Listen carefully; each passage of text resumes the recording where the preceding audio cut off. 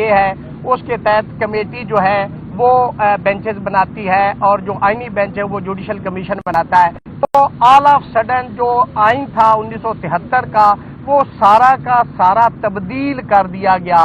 اس کے اندر یہ بتایا گیا تھا 1973 کے آئین کے اندر کہ جی ٹرائکاٹمی آف پار ہوگا, 3 آرگنز ہوں گے, پارلیمنٹ ہوگی, لیجسلیچر جس کو بولتے ہیں, عدلیہ ہوگی اور ایگزیکٹو ہوگی. لیکن ان ترمیمات کے بعد اور 26ویں ترمیم کے بعد اسپیشلی عدلیہ کی جو آزادی تھی, جو آرٹیکل 175 سب آرٹیکل 3 میں بتایا گیا تھا کہ عدلیہ کو انتظامیہ سے الگ کیا جائے گا پروگریسولی ود ان 14 ایئرس. لیکن ہوا کیا کہ 26ویں ترمیم کے بعد عدلیہ اور انتظامیہ کا تعلق حاکم اور محکوم کا ہو گیا ہے. اس وقت جو عدلیہ ہے وہ بالکل مفلوج ہے اور بالکل میں سمجھتا ہوں کہ مینج اور منور ہے. اس ملک کے اندر اس وقت آزاد عدلیہ نہیں ہے. اس خط کی ریزن کو سامنے رکھتے ہوئے ایک انڈیپینڈنٹ, ایک میں سمجھتا ہوں کہ آزاد منش جج جس کا نام مسٹر جسٹس طارق محمود جہانگیری ہے, وہاں سے انیشیٹو لیا گیا اور 34 سال کے بعد آل آف سڈن ایک ڈگری کو انہوں نے ایک ایشو بنایا جس کے اندر انہوں نے یہ نہیں کہا کہ یہ ڈگری جو ہے فوج, وہ کہتے ہیں ریگولیرٹیز ہیں اس کے اندر اور انویلڈ ڈگری ہے. اگر یونیورسٹی کا ڈکلریشن آپ دیکھیں تو اس کے اندر اگر ڈگری جاری انہوں نے نہیں کی تو پھر آپ نے کینسل کیا کی. یا تو آپ یہ ڈکلریشن دیتے کہ یہ جو ڈگری ہے جس کے اوپر یہ ان کے پاس LLB کی ڈگری ہے یہ ہمارے ریکارڈ میں ایگزسٹ نہیں کرتی, یہ تو بات ماننے کو تھی. ایک طرف آپ کہتے ہیں کہ ڈگری جاری ہوئی ہے اور اس کو آپ وہ کینسل کر رہے ہیں. تو میں سمجھتا ہوں کہ یہ سارا کچھ میلس پہ مبنی ہے, میلا فائڈی پہ مبنی تھا. اور ایک وکیل صاحب جو موصوف لاہور سے تشریف لائے اور انہوں نے ایک کوورنٹو ریٹ فائل کی انڈر آرٹیکل 199, اس پہ انہوں نے آبجیکشن لگایا کہ یہ تو جسٹس کوئی بھی ہو, سپریم کورٹ کا ہو, ہائی کورٹ کا ہو, اس کے خلاف یہ ریٹ لائے ہی نہیں کرتی. آبجیکشن لگ گیا اور پھر وہ پینڈنگ پڑی رہی.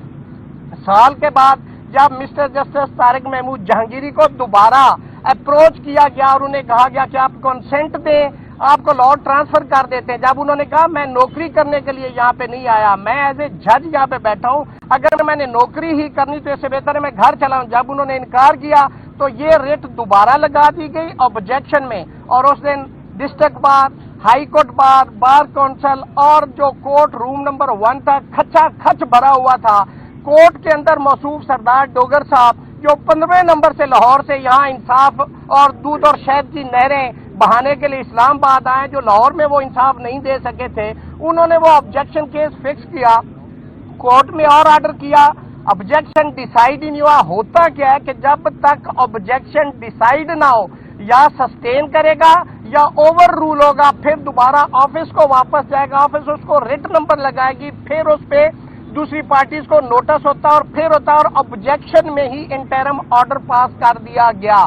یہ تھا میلا فائڈی اور یہ تھا جسٹس طارق محمود جہانگیری کا گناہ کہ انہوں نے کہا کہ میں حلف کی خلاف ورزی نہیں کروں گا, آئین اور قانون کے مطابق فیصلے کروں گا. ان کے ساتھ جو غیور آزاد 5 آزاد منش ججز ہیں یہ سارے ایک پیج پہ.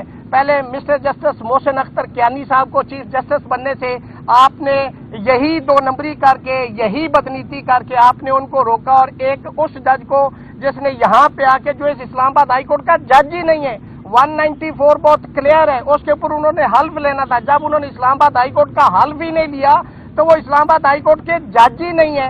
اور آپ نے کیا کیا کہ اسی جج کو آپ نے چیف جسٹس لگا دیا.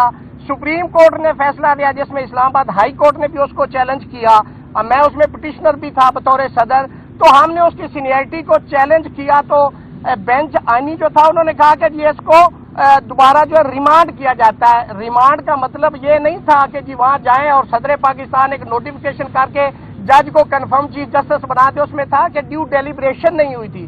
ڈیلیبریشن کا مطلب یہ تھا کہ تینوں چیف جسٹس کنسرن اور چیف جسٹس پاکستان یہ دوبارہ سے اور ministry of law and justice وہ نوٹیفیکیشن اور ڈیلیبریشن کرتی.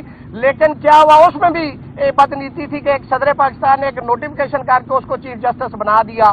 تو یہ سارا اس خط کی وجہ سے اس ملک کے اندر جو عدلیہ کو بالکل مفلوج کیا جا رہا ہے, ایک apparently on the face of record जो सरदार डोगर, देखिए डोगर साहब को ये सोचना चाहिए था कि जहांगीरी साहब तो वो जज है जिन्होंने आपकी सीनियरिटी को सुप्रीम कोर्ट में चैलेंज किया हुआ है, और उस पिटीशन में वो आपके खिलाफ पिटिशनर हैं, आपकी सीनियरिटी को चैलेंज किया, आप उनके खिलाफ सुन कैसे सकते हैं case? No one can be a जज फॉर हिज ओन काज, ये दूसरी बदनीति है। लेकिन चूंकि रूल्स बनाते हुए भी इन्होंने अपनी मर्जी से तमाम सीनियर जजेस को हटा दिया।